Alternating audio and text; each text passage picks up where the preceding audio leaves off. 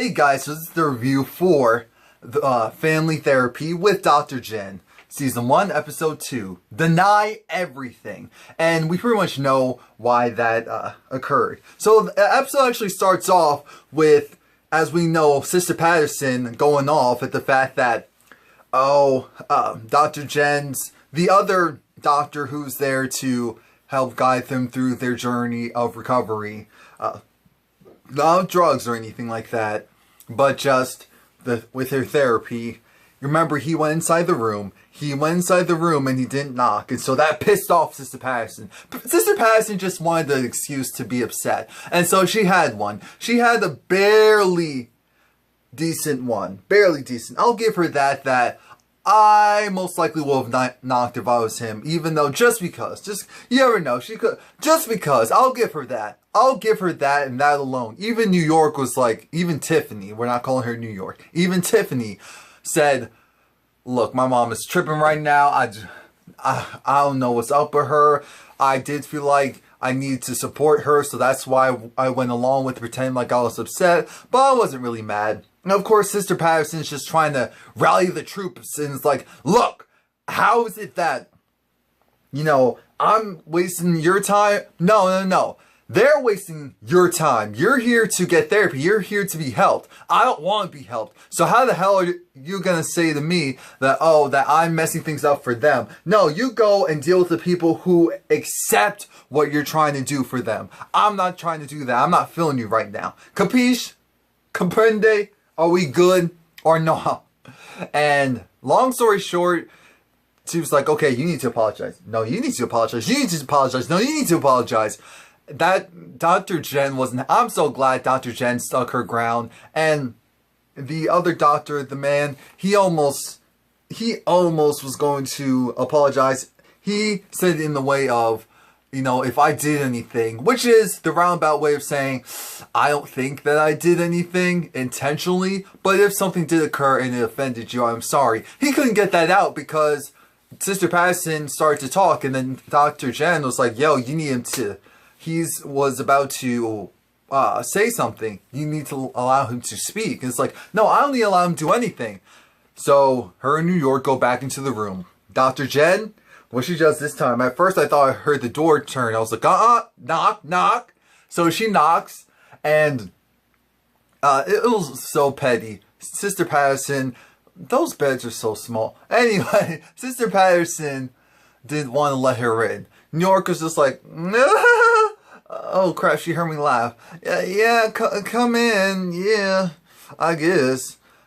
And not Sister Patterson, Dr. Jenn was just like, look, I want to help you guys. If you do not allow me to help you, then I can't do so. New York was turning away because, again, she was trying to show support to her mom, and the situation was very uncomfortable. But she does hear what Dr. Jenn is saying, and she does accept her. Sister Patterson was just over the situation, and so that was that for the night. New York meets up with Dr. Jenn and just talks about how she wants to tell her mom certain things and she wants to be able to do certain things with her life, but she knows that if she tries to do it, her mom's gonna stand in her way and essentially be like, that's not going to happen. And it's just so frustrating for her because it's like she can't fully be herself because of how her mom is. And we see that New York has issues, and it explains a lot of where it comes from, because we're like, yo, there's some other level mess. And so New York has a moment. She breaks down. She cries to Dr. Jenn. She goes back and she talks to her mom, and she's just like, look, my mom is still here. And we know Sister Patterson. If Sister Patterson didn't want to be there, she would have taken her butt and gone home. Actually, no, she would have dragged New York out of there and gone home. So Sister Patterson didn't do anything like that. She kind of became reclusive and just to herself. And that to me meant, okay, she does want to be here. And shout out to New York, though, for being on 2 shows at the same time right now. You went from, oh, people weren't talking about you, oh, people didn't care about you, to you're on 2 shows at the same time on 2 different networks. Shout out to you. Shout out to you. again, Sister Patterson right now is like, I'm in my feelings. Let me be in my feelings. I'm going to feel how I feel. I still think I was right. I still think he was wrong. That monkey. I was like, no, we're not playing those type of games. We're not throwing that type of rhetoric out. We are not doing that. No. I don't play those type of games. Anyway, Michael is talking with New York, and I believe Sister Patterson as well. And he's just saying how Dina's a liar. Dina's a habitual liar. You know, I've done coke with Dina, and I've done this with her, done that with her. I did hit her. I hit her once. It was just once. And so, that being said, there was no way for what she's saying happened to have happened. Because I know for a fact that didn't happen that way. I was there. And here's my thing with Michael. I don't know why, but I get the feeling that there's just like, he's telling part of the truth and Dina is telling part of the truth. I think they're both disillusioned. I think that because what he's saying is real to us, we're on his side overall. But I do feel that there's certain things that Dina's trying to say that he's trying to downplay. I will say that. Do I think that he was hitting on her like that? I don't know. I wasn't there. So I'm not going to pick sides on that. I think that they both have stuff to work on. I think both of them are telling the truth to a certain extent. Michael may be more honest with some of the seedy stuff, but it's still messy all around. So that's crazy. Again, but Sister Patterson in New York are pretty much on Michael's side. It's just like, okay, yeah, he did do that, but I do feel like there's something about her that they don't like, and she's not really being honest and upfront. So we have Bam's mom, and she's talking about why she hates the holidays. She hates the holidays because of the fact that Bam told her one time that it was during, I believe, Christmas, how he was just ready to give up life and just ready to kill himself type of thing. And that just terrified, because he was just like, you know, you'll be fine, you'll be great, you'll be good, you know, you will outlive your son, you'll see, just all this really crazy hurtful stuff. And everyone just has this look of, oh crap, some people have some real issues going on right now. That's just a lot. And you could definitely tell that he's a troubled soul. And his issue is, he has all of this success and all of this money, and he feels empty inside. Genuinely feels empty inside, is extremely, extremely depressed. I wouldn't say suicidal, but if you were to be gone tomorrow, he wouldn't be mad. And that's terrifying, to have someone in your life who's in that mindset. Very, very, very terrifying. I'm trying to figure out why the sisters didn't have a speaking part during this whole episode. In 2 therapy sessions, the sisters didn't speak once. So we have Dina and Michael going back and forth. Dina's talking about how Michael consistently abused her verbally and physically. Michael interjects and is just like, look, you partied with our daughter, you've done this, you've done that. I hit you once. I absolutely did do that, and I do regret that for the rest of my life. But to sit here and allow you to say what you're saying about me is ridiculous. How are you possibly trying to convince people that this is the truth when you know for a fact that it's not? And clearly, New York and Sister Patterson are on Michael's side, because they have this look of, Dina girl, we don't believe you for a second. We don't believe you for a second. And the thing was, Dr. Jenn was like, you need to allow her to speak so that she can get her points across as well. And so he's like, I can't do that, so I need to get up and go. Get up and go. And I guess that's his way of handling situations when they get really tough. And that explains a lot as far as their home life. Now you get to Tiffany with Sister Patterson. Apparently, Sister Patterson doesn't keep her hands to herself, in the sense of, you know, she pops New York once in a while. And look, at the end of the day, she is New York's mother. Now, I do understand that she probably does it in a more so psychological, patronizing way than anything else. And Dr. Jenn, she didn't explain it that way, but that's what I feel like what she was really trying to say. Because it's like, look, that is her daughter. If she's acting crazy and acting crunk, can't be surprised if she gets a little But if you're just doing that in order to get control over her period, then yes, that is an issue. But New York was satisfied because her voice was heard in this therapy session, and that was a nice change up from what normally goes on.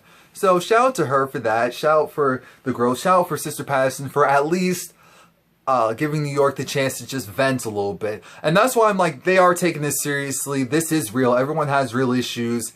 And this isn't just some, okay, we're getting a check. We're going to be on TV for the next, what, like 10 to 12 weeks? No, it's more than that.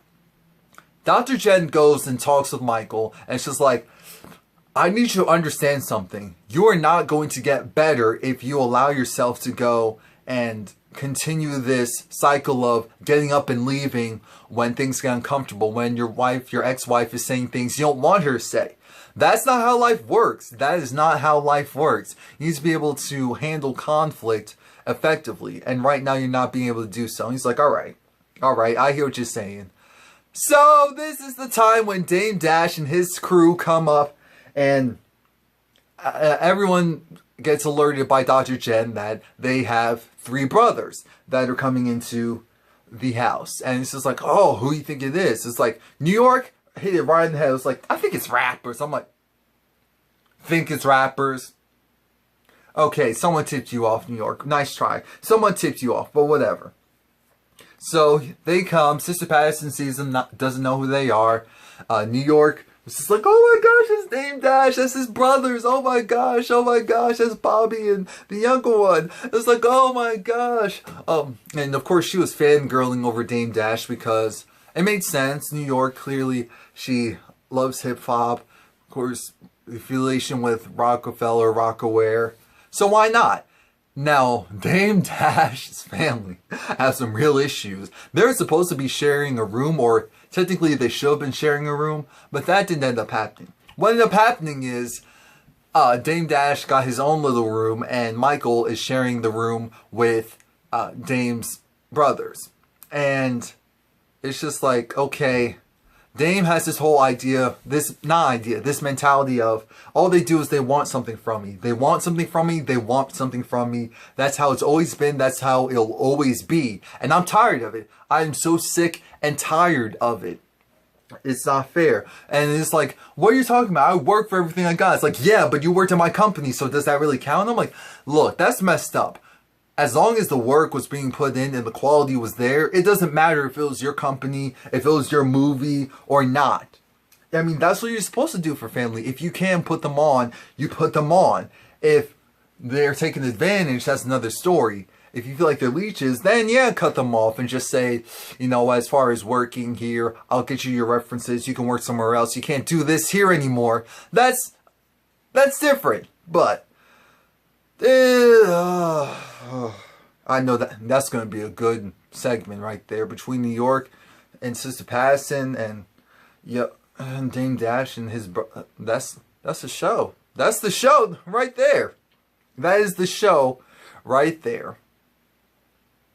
And Michael goes and speaks with Bam's mom, and it's just saying how Dina's such a habitual liar.